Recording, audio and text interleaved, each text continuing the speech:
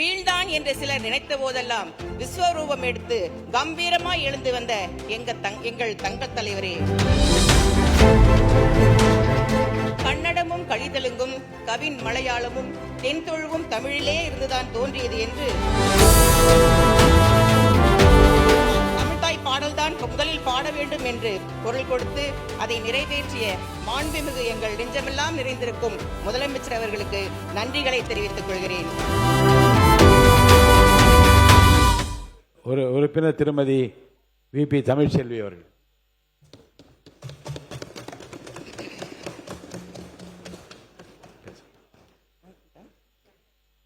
மாண்புமிகு பேரவைத் தலைவர் அவர்களே, வானம் பார்த்த பூமி போல் நல்லது நடக்க வேண்டும் என்ற ஏக்கத்தோடு மாண்புமிகு முதலமைச்சர் அவர்களால் மட்டுமே முடியும் என்ற நம்பிக்கையோடு காத்திருக்கும் அடிப்படை வசதிகளே இல்லாத மலைப்பகுதியும் உள்ளடக்கிய பவானிசாகர் மக்களின் குரலால் இங்கு பேச வாய்ப்பளித்தமைக்கு நன்றி கலந்த வணக்கங்களை கோரிக்கொள்கிறேன்.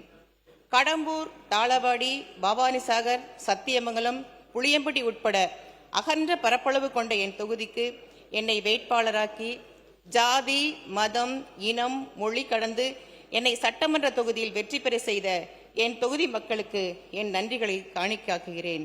உன்னால் முடியும் என்ற நம்பிக்கை வார்த்தைகளை இன்றளவும் என்னை ஊக்கப்படுத்தி என்னை அறிமுகம் செய்து வைத்து ஒவ்வொரு நகர்விலும் தந்தையாய் வழிநடத்தும் எங்கள் மாண்புமிகு பொதுச் செயலாளர் மற்றும் எங்கள் பொறுப்பு அமைச்சர் மாண்புமிகு வருவாய்த்துறை அமைச்சர் அவர்களுக்கும் என் நன்றியை உத்தாக்கிக் கொள்கிறேன். இம்மாமன்றத்தில் அமைந்திருக்கும் அமைச்சர்கள் உட்பட அனைத்து சட்டமன்ற உறுப்பினர்களுக்கும் என் வணக்கங்களை தெரிவித்துக் கொள்கிறேன். கன்னடமும் கழிதெலுங்கும் கவின் மலையாளமும் தென்தொழுவும் தமிழிலே இருந்துதான் தோன்றியது என்று நாடக பேராசிரியர் மனோன்மணியம் சுந்தரம்பிள்ளை அவர்கள் தெளிவாக கூறியிருக்கிறார்கள்.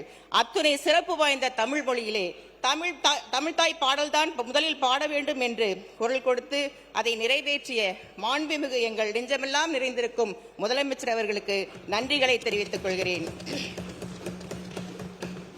வீழ்ந்தான் என்று சிலர் நினைத்த போதெல்லாம் விஸ்வரூபம் எடுத்து கம்பீரமாய் எழுந்து வந்த எங்கள் தங்க தலைவரே, காலம் உள்ளவரை கடலலைகள் ஓயும் வரை உம்புகள் நிலைத்திருக்கும்.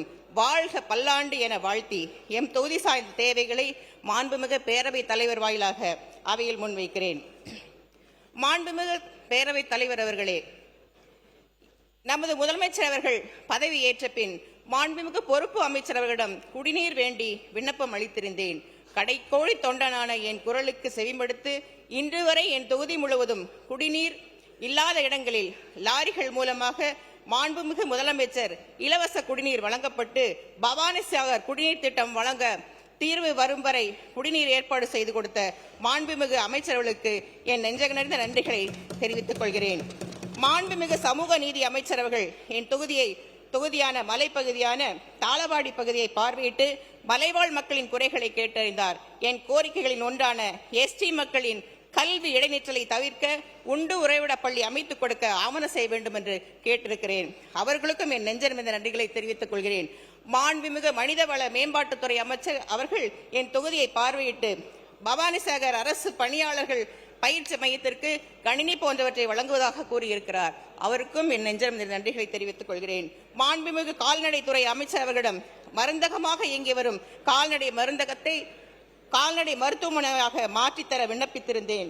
ஆவண செய்ய அலுவலர்களை அனுப்பியிருக்கிறார். அவர்களுக்கும் என் நெஞ்சமிருந்த நன்றிகளை தெரிவித்துக் கொள்கிறேன். தமிழக முதலமைச்சர் அவர்களின் ஆசையோடு வேலைவாய்ப்பு முகாமினை இத்தொகுதியிலே நடத்தி ஆயிரக்கணக்கான பேருக்கு வேலை வாய்ப்புகளை நான் ஏற்படுத்தி கொடுத்திருக்கிறேன். மாண்புமிகு பேரவைத் தலைவர் அவர்களே, கடல் மட்டத்திலிருந்து மிக உயர்ந்த பகுதியில் இருக்கும் என் பவானிசாகர் தொகுதியில் நமது கொள்கை தலைவர்களில் ஒருவனான கொள்கை வீரர் காமராஜர் அவர்களால் கட்டப்பட்ட மண்ணணை அமைந்துள்ளது. 71 ஆண்டுகளை கடந்தும் உறுதியுடன் இருக்கும் இந்த அணை தரிசு நிலங்களை எல்லாம் விளை நிலங்களாக மாற்றியுள்ளது. ஆயிரக்கணக்கான விவசாயிகளுக்கு வாழ்வாதாரத்தை உயர்த்திய பவானிசாகர் அணை மேலும் சீர்படுத்த வேண்டும் என கேட்டுக்கொள்கிறேன். அங்கே அமைந்துள்ள பூங்காவினை நவீன கட்டமைப்பு ஏற்படுத்தி தர வேண்டும் என கேட்டுக்கொள்கிறேன். அத்தோடு மட்டுமல்லாமல் பவானிசாகர் அமைந்திருக்கிற பேருந்து நிலையத்திற்கு கர்மவீர காமராஜர் அவர்களின் பெயர் சூட்ட ஆவணம் செய்ய வேண்டும் என்று அன்போடு கேட்டுக்கொள்கிறேன். 100க்கும் மேற்பட்ட கிராமங்களை உள்ளடக்கிய என் தொகுதியில் 2 பெரிய மலைப்பகுதிகள் உள்ளன. சமீபமாக வனப்பகுதியில் தொடர்ந்து வனவிலங்குகளின் தாக்குதல் அதிகமாக உள்ளது. கடந்த 3 மாதங்களில் மட்டும் 5 பேர் காட்டு யானைகளால் தாக்கப்பட்டு 3 பேர் இறந்துள்ளனர். நமது அரசு பதவியேற்ற பின்பு நிவாரணத் தொகை வனச்சரகத்தின் மூலம் பெற்றுத்தரும் நேரங்களில் பாதிக்கப்பட்ட குடும்பத்தினை சந்திக்கும் சக்தியை இழந்து விடுகிறேன். தயவு கூர்ந்து இந்த நிலை நீடிக்காமல் இருக்க ஆழமான அகழிகள் அமைத்து இருப்பு பாதைகள் கொண்டு வேலிகள் அமைத்து தர ஆவண செய்ய வேண்டும் என்று கேட்டுக்கொள்கிறேன். உயிரை பணயம் வைத்து வனப்பகுதியில் பணியாற்றும் தற்காலிக பணியாளர்களுக்கு பணி நிரந்தரம் செய்ய ஆவண செய்ய வேண்டுகிறேன்.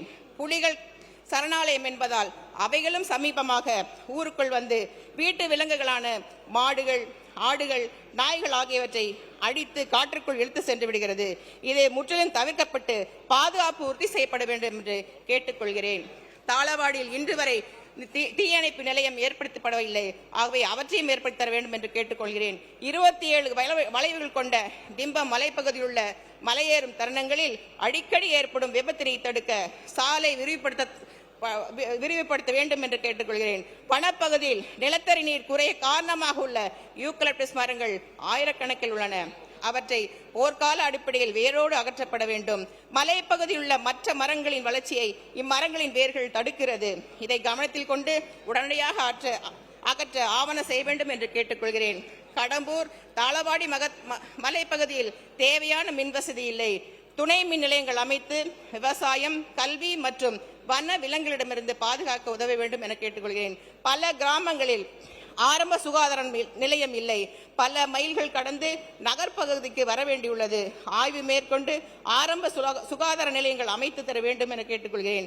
மாண்புமிகு பேரவைத் தலைவர் அவர்களே, மலைப்பகுதியில் உள்ள குழந்தைகளின் கல்வி இடைநிற்றலை தடுக்க சட்ட விதிகளை தளர்த்தி பள்ளிகள் தரம் உயர்த்தப்பட வேண்டும் என்பதையும், உண்டு உறைவிட பள்ளிகள் அமைத்து மலைவாழ் குழந்தைகள் தங்கி பயில ஆவண செய்ய வேண்டும் என்றும் கேட்டுக்கொள்கிறேன். தாளவாடி மலைப்பகுதி தனி தாலுகாவாக 2013 தரம் உயர்த்தப்பட்டது. 14 ஆண்டுகளுக்கு மேலாகியும் இங்கே நீதிமன்றங்கள் இல்லை. மலைவாழ் மக்களின் நேரம், பயண செலவு, அலைச்சலை குறைக்க நீதிமன்றங்கள் அமைத்து தர வேண்டும் என கேட்டுக்கொள்கிறேன். இந்தியாவிலேயே அதிக மல்லிகைப்பூ விளையும் ஊர் எங்கள் ஊர்.